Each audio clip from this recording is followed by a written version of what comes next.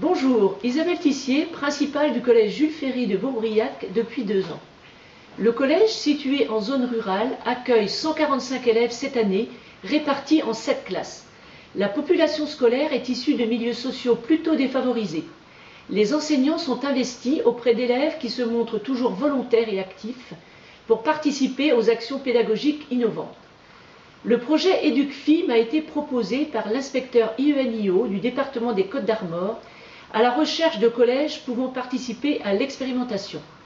J'ai sollicité les enseignants lors d'un conseil pédagogique et après avoir donné quelques précisions sur la pertinence d'un partenariat entre la Banque de France et l'Éducation nationale, c'est tout d'abord le professeur de technologie qui s'est montré intéressé, suivi de l'un des 2 professeurs principaux d'une des 2 classes de 4e qui ont participé de manière sérieuse et attentive à l'expérimentation.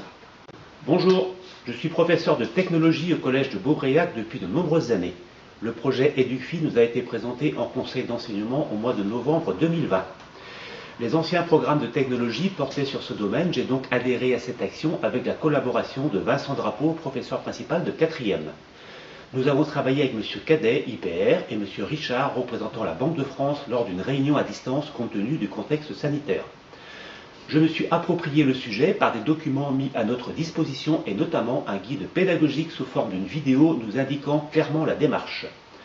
J'ai également pu me procurer les tutoriels, les différents documents à fournir aux élèves tels que le quiz et le questionnaire de fin de séquence. J'ai cependant dû adapter le diaporama pour qu'il soit utilisable en classe et j'ai échangé à plusieurs reprises avec M. Richard à ce sujet pour y arriver. J'ai également imprimé les commentaires de l'ensemble des diapositives afin d'être parfaitement guidé lors des 2 séances. Bonjour, Monsieur Drapeau, enseignant en histoire-géographie. Nous allons donc ici revenir sur le déroulement des séances face aux élèves avant d'évoquer leurs ressentis. Tout d'abord, le volume horaire initialement proposé a pu être respecté, mais en adoptant un rythme soutenu pour pouvoir intégrer les informations essentielles, l'évaluation, et tout en ménageant des temps d'échange avec les élèves, notamment pour revenir sur des termes nouveaux. De même, en lien avec cette contrainte horaire, se pose aussi la sélection possible des informations, car en effet, certaines informations qui étaient nécessaires au questionnaire devraient peut-être être plus mises, gagneraient à être plus mises en avant, afin de ne pas être passées sous silence, peut-être en cas de manque de temps, si des coupes étaient nécessaires.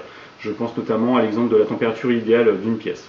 Néanmoins, il est à reconnaître qu'une lecture préalable du questionnaire peut permettre d'éviter facilement cet écueil. En ce qui concerne maintenant le ressenti des élèves, ils ont été plutôt satisfaits par cette intervention et pensent en avoir tiré un bénéfice. Les thèmes ayant le plus séduit les élèves sont les thèmes qui sont le plus proches de la vie quotidienne, ainsi que les activités pratiques comme le fait de remplir un chèque et tout ce qui touchait les fraudes et les arnaques.